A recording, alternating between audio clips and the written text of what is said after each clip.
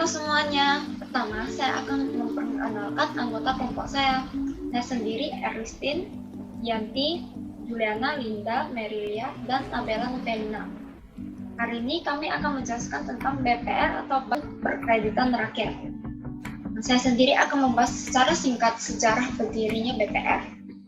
Pada awal abad ke-19 di Indonesia didirikan lembaga keuangan seperti Lumbung Desa, Bank Tani, Bank Desa, dan Bank Dagang Desa. Kemudian sebelum kemerdekaan Indonesia juga ada didirikan Bank Pasar dan Bank Karya Produksi Desa atau BKPD. Dilanjutkan setelah kemerdekaan, yaitu pada awal tahun 1970, didirikan Lembaga Dana Kredit Pedesaan atau LDKP oleh pemerintah daerah. Yang dilanjutkan pada tahun 1988, pemerintah mengeluarkan paket kebijakan Oktober 1988 atau Pakto 1988 melalui keputusan Presiden RI nomor 38 yang memberi kejelasan mengenai keberadaan dan kegiatan usaha BPR. Ini merupakan detik-detik momentum awal berdirinya BPR baru. Nah, pada tahun 1992 juga ada dikeluarkan Undang-Undang nomor 7 tahun 1992 tentang perbankan. BPR diberi landasan hukum sebagai salah satu jenis bank selain bank umum. Lembaga keuangan seperti Bank Desa, BKPD, LDP yang tadi saya jelaskan itu, semua memperolehkan izin usaha melalui Menteri Keuangan dan diberi status BPR dengan memenuhi persyaratan untuk menjadi BPR dalam jangka waktu sampai dengan 31 Oktober 1997. Nah, itulah secara singkat sejarah pendiriannya BPR. Kemudian dasar hukum akan dilanjutkan oleh teman saya. Baiklah, saya akan menjelaskan mengenai bentuk hukum BPR. Dalam bab 1 ketentuan umum pasal 2, bentuk hukum BPR itu dapat berupa PT, koperasi, dan perusahaan daerah.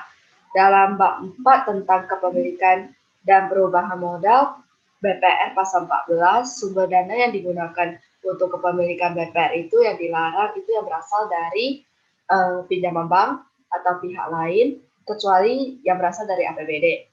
Yang kedua yang berasal dari dan untuk tujuan pencucian uang. Kemudian dalam bab 2 pasal 3 kepemilikan BPR itu BPR hanya dapat didirikan oleh warga negara Indonesia, Badan Hukum Indonesia yang seluruh pemiliknya itu warga negara Indonesia, kemudian pemerintah daerah. Yang kedua, BPR yang berbentuk hukum koperasi, kepemilikannya diatur berdasarkan ketentuan undang-undang tentang perkoperasian berlaku. BPR yang berbentuk PT, sahamnya hanya dapat diterbitkan saham dalam bentuk saham atas nama. Perubahan kepemilikan BPR wajib dilaporkan kepada BI. Merger dan konsolidasi antara BPR serta akuisisi BPR wajib mendapatkan izin meritik keuangan sebelumnya setelah mendengarkan pertimbangan dari BI. Ketentuan mengenai merger, konsolidasi dan akuisisi ditetapkan dengan peraturan pemerintah. Bab 1, Pasal 1 Ayat 7 tentang direksi BPR. Yang pertama, bagi BPR berbentuk hukum perseroan terbatas adalah direksi sebagaimana dimaksud dalam Pasal 1 Angka 4 Undang-Undang Nomor 1 Tahun 1995 tentang perseroan terbatas. Terus yang kedua, bagi BPR berbentuk hukum perusahaan daerah adalah direksi sebagaimana dimaksud dalam Pasal 11 Undang-Undang Nomor 5 Tahun 1962 tentang perusahaan daerah. Yang ketiga, bagi BPR berbentuk hukum koperasi adalah pengurus sebagaimana dimaksud dalam Pasal 29 Undang-Undang Nomor 25 Tahun 1992 tentang perkoperasian.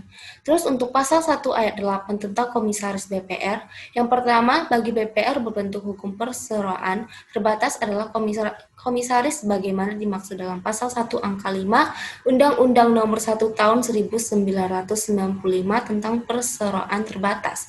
Terus yang kedua bagi BPR berbentuk hukum perusahaan daerah adalah pengawas sebagaimana dimaksud dalam pasal 19 Undang-Undang Nomor 5 Tahun 1962 tentang perusahaan daerah. Terus yang terakhir untuk bagi BPR bentuk hukum koperasi adalah pengawas sebagaimana dimaksud dalam pasal 38 Undang-Undang Nomor 25 Tahun 1992 tentang perkoperasian. Selanjutnya akan dibahas oleh teman saya. Saya akan menjelaskan bisnis utama BPR yang membedakan dengan lembaga keuangan lainnya. Menurut Otoritas Jasa Keuangan atau OJK yang mengatur segala jenis kegiatan bank dan usaha Indonesia, yaitu pertama, menghimpun dana dalam bentuk simpanan seperti deposito berjangka, tabungan, dan atau bentuk lainnya yang dipersamakan dengan itu. Kedua, memberikan kredit kepada nasabah. Ketiga, menyediakan pembiayaan dan penempatan dana berdasarkan sesuai dengan ketentuan yang ditetapkan Bank Indonesia. Yang keempat, menempatkan dana dalam bentuk sertifikat deposito, sertifikat Bank Indonesia, yaitu sertifikat yang ditawarkan Bank Indonesia apabila BPR mengalami over liquidity atau kelebihan likuiditas, deposito berjangka dan tabungan dari bank lain. BPR tidak seluas dengan kegiatan bank umum, karena BPR ditujukan sebagai institusi keuangan mikro. Oleh karena itu, BPR juga identik sebagai bank yang melayani pengusaha mikro, kecil, dan menengah yang lokasinya tidak jauh dari jangkauan BPR. BPR memiliki peran yang melakukan penghimpunan dana dalam bentuk deposito berjangka, tabungan, dan atau bentuk lain yang dipersamakan dengan itu, serta mengalirkan dana dalam bentuk kredit yang bertujuan untuk meningkatkan perekonomian masyarakat kecil. BPR juga berperan dalam pemberian kredit bagi usaha kecil dan menengah sehingga membantu menciptakan lapangan kerja, pemerataan pendapatan, dan pemerataan kesempatan berusaha Indonesia. Materi selanjutnya akan dijelaskan oleh teman saya. Selanjutnya saya akan membahas mengenai mengapa bisnis BPR berbeda dengan lembaga keuangan lainnya. Nah, perbedaan bisnis BPR tersebut memiliki keterkaitan dengan peraturan undang-undang yang menjadi dasar hukum dari BPR itu sendiri. Dasar hukum tersebut ialah Undang-Undang Nomor 7 Tahun 1992 tentang Perbankan, yang kemudian berubah menjadi Undang-Undang Nomor 10 Tahun 1998 dalam pasal 14 terdapat beberapa larangan kepada DPR terkait usaha atau kegiatannya. Larangan tersebut ialah yang pertama, BPR dilarang untuk menerima simpanan berupa giro dan ikut serta dalam lalu lintas pembayaran. Yang kedua, BPR dilarang untuk melakukan kegiatan usaha dalam bentuk valuta asing. Yang ketiga, BPR dilarang untuk melakukan penyertaan modal, dalam artian BPR melakukan aktivitas investasi dalam bentuk kepemilikan saham. Yang keempat, BPR dilarang untuk melakukan usaha perasuransian. Yang kelima, BPR dilarang untuk melakukan usaha lain di luar kegiatan usaha yang telah dijelaskan sebelumnya, yang tertera dalam pasal 13 Undang-Undang Nomor 10 Tahun 1998.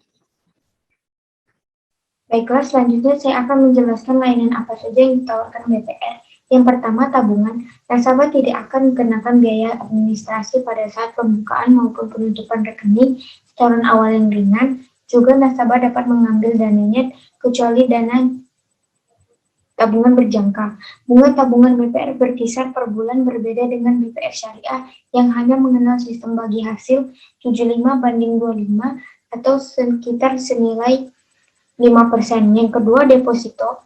Deposito yang ditawarkan BPR relatif sama dengan yang ditawarkan bank umum, di mana bunga deposito BPR berkisar 6% per tahun dengan skema 1, 3, 6, dan 12 bulan. Yang kedua, kredit. BPR juga menawarkan fasilitas kredit berupa kredit usaha, kepemilikan rumah, usaha kecil, kepemilikan tanah, juga multiguna. Sekian dari presentasi kelompok kami. Terima kasih.